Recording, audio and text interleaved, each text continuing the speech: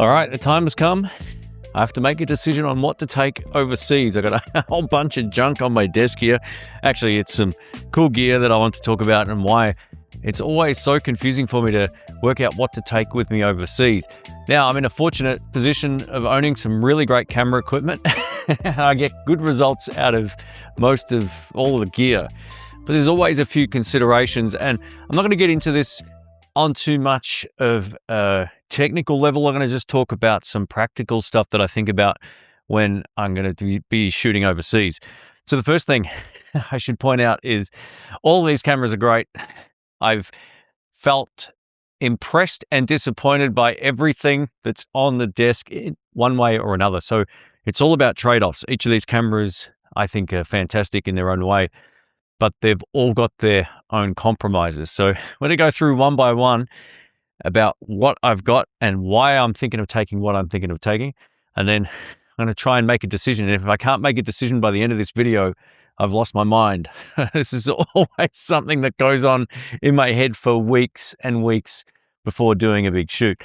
As of you watching this, I should have landed in the US, so you'll see some videos from Florida and Tennessee pop up on the YouTube channel. And I'm hopefully catching up with a few people that you might recognize from the YouTube camera space as well. Stay tuned for that. Because of where I'm going, and it's quite hot, obviously in Florida, it's humid, I'm going to be outside a lot, but I'm also shooting indoors. So it always comes down to a few things that are high on my requirement list. Maybe the most important thing for me personally is IBIS. IBIS is one of the most important things, and that kind of brings me into the Lumix gear first and foremost. I love the GH7, I love the G9 Mark II, the full frame S9 and the S5 Mark II or X. I've got an S5 Mark II here right now, but I usually take the X with me just because it's the studio camera that I use in here. So I usually just use this one as opposed to bringing the 2, which lives in my other room. But yeah, they're both basically identical. So if I say S5 Mark II or X, I'm taking the X. They're all really good. All right, so IBIS, the first and foremost thing that's important to me, which is another reason why I actually take a GoPro with me. I love GoPros for just outdoor stuff when I don't want to take a big honking camera with me. The second thing that I always look for when I travel is size and weight.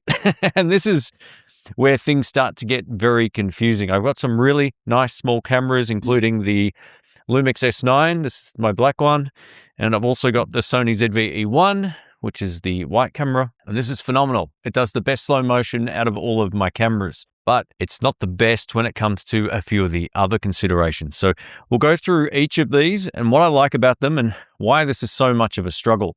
All right, let's talk about the G9 Mark II. I was seriously considering bringing this as my primary B-roll camera and my everyday carry camera. Now, usually when I do these trips, I take a Lumix S9 as my everyday camera with the 20 to 60 millimeter kit lens, which is a fantastic lens. And that does pretty much all of my walking around kind of travel photos and video. And it does a really great job. But there's times where I do miss the uncropped 4K 60p, and the G9 Mark II also does 4K at 120 frames per second. And I've got some better lenses for micro four thirds. I've got a few of these 12 to 35s. These are the f2.8s. This is just the standard version 2. I also have the Leica one, which is away in my bag. So I was thinking about potentially making this my everyday carry.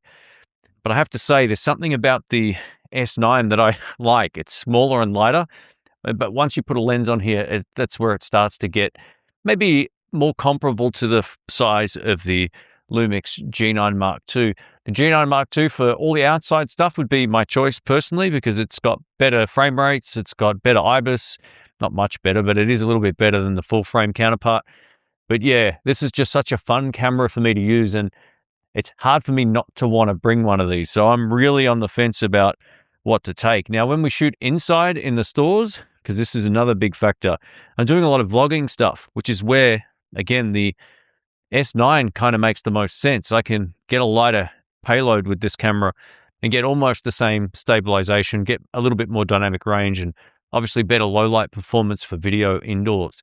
And the look out of this is just better with the 18 millimeter prime that I use with it for my particular use case. Outside doesn't matter. The 12 to 35 f2.8 is perfect. But for indoors, yeah, I prefer the look of full frame. So I do need to take a full frame camera. Now, it kind of brings me to the Lumix S5 Mark II or X. Now, the X did a great job last time. I went to Texas with the X. I plonked it down in the sun. It was stinking hot.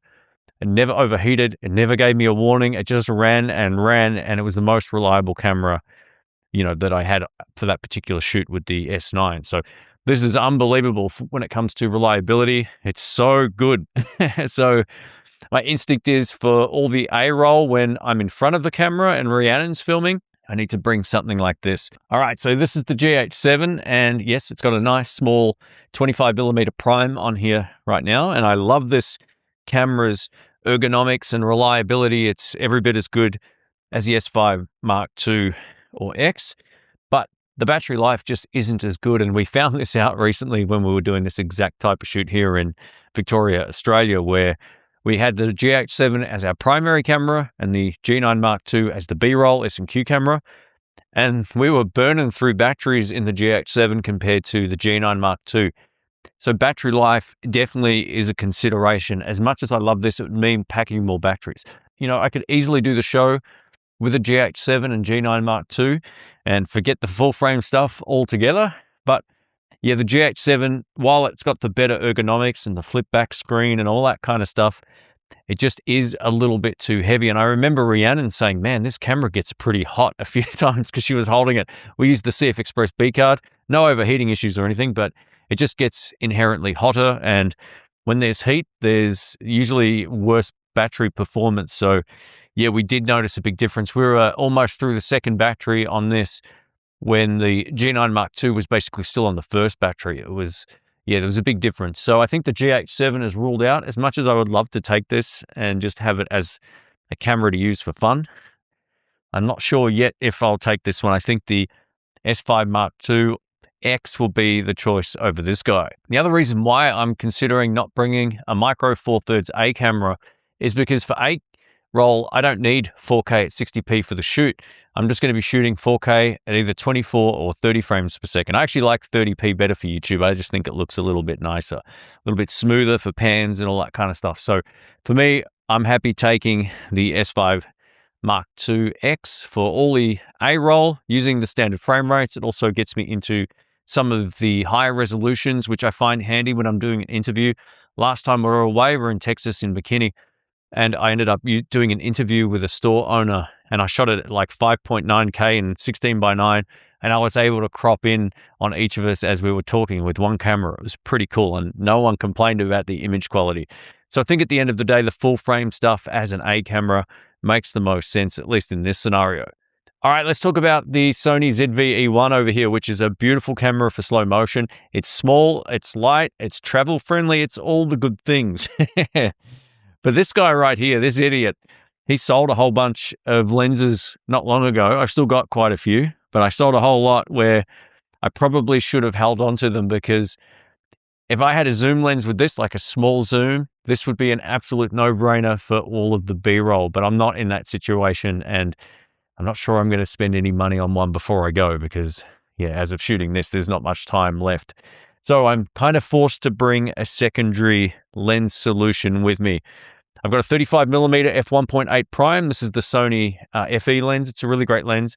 And I've also got the Sony G Master 24mm f1.4. Now, I shot the entire show in Florida back in 2022, the same type of series, shooting with this lens and my Sony FX3, and man, it looks so good. It looked unbelievable. There's something special about this lens. There's something special about this sensor. So could I get away with just using a 24mm prime for all of my interior B-roll?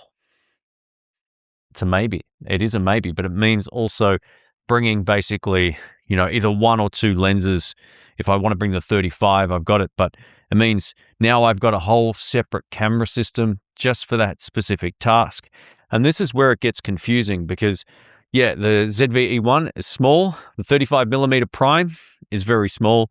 The 24, which is the lens I love for all the wide angle stuff, it's not that small. And when I compare the weight of these three items up against the G9 Mark II and this 12-35, all of a sudden, the full frame stuff doesn't make as much sense. I'm getting all the versatility out of the 12-35 that I would with these two lenses combined on the Sony, and I get 4K at 120 frames per second. I also get more in focus, but I don't get the premium look of the E1, which is premium. If you've never shot with this sensor from the A7S III, the FX3, or the E1, it's really beautiful. There's something quite nice about it.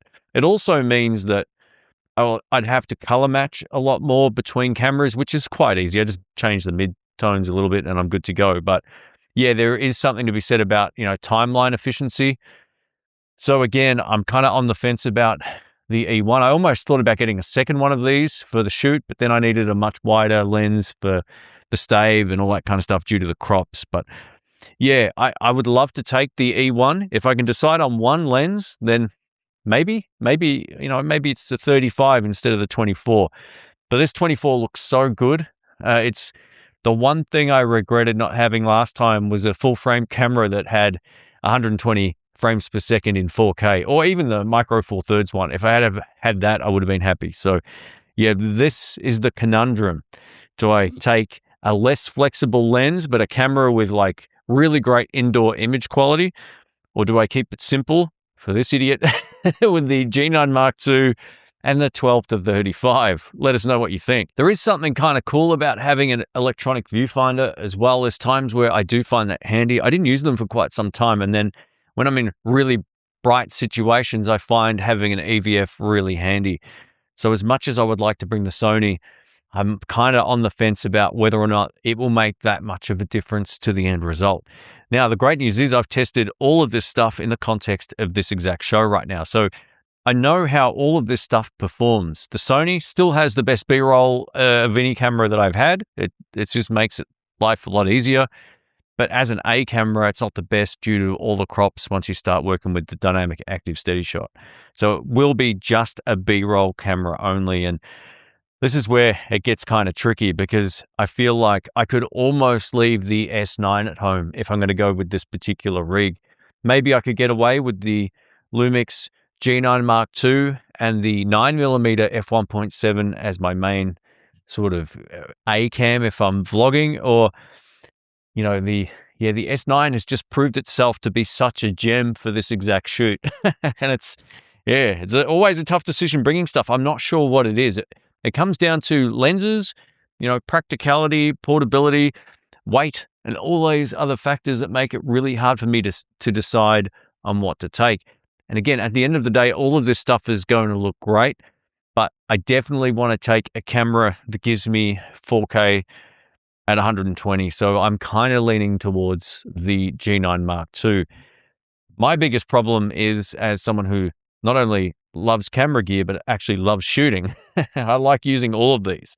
I loved having the S9 as my everyday carry last time I was in Texas, but it also means taking the kit lens, the 20-60. So all of a sudden, I'm taking more lenses, and it is what it is. All of a sudden, your camera bag can get quite full. And it's always the consideration. It's like, do I take the 20-60mm kit lens for the full frame system, or do I take the 12-35mm lens for the G9 Mark II? And yeah, these are the decisions. I love the kit lens. The 20-60 is great. You get that super wide 20mm field of view, which is wider than the 12-35, but the 12-35 gives you constant f2.8 light, and it's small. It's great. I love this little lens. I bought this for Hawaii a few years back, and I love taking it. And part of me is thinking, should I just take what I enjoy using, or take a chance and bring a little bit less stuff? Because the truth of it is, right now I could get away with, leaving the S9 at home completely, taking the S5 Mark IIX, the G9 Mark II, and just a couple of lenses. And I'm kind of leaning towards that. I feel like I could get pretty much the same result now with these two cameras as I could with anything. Give me the most expensive stuff out there, and the end result won't be that much different. So yeah, it's interesting. It's not that interesting. It's more of a struggle. I always struggle to decide what to take. And, as much as I would love to go all Micro Four Thirds, again, I think the GX7's battery life just puts a bit of a nail in the coffin for it and its size. You know, it is physically heavier than all my full frame gear as well. So as great as this is, and I use it locally, I think I'm going to go for battery life and just color science and IBIS, which means I'm going to be taking the G9 Mark II for pretty much my everyday carry camera, at least as of right now, and the S5IIX for all the A-roll and important stuff where I need it to not overheat. Is it just me, or is traveling with the intention to shoot anything always a challenge to work out what you want to take?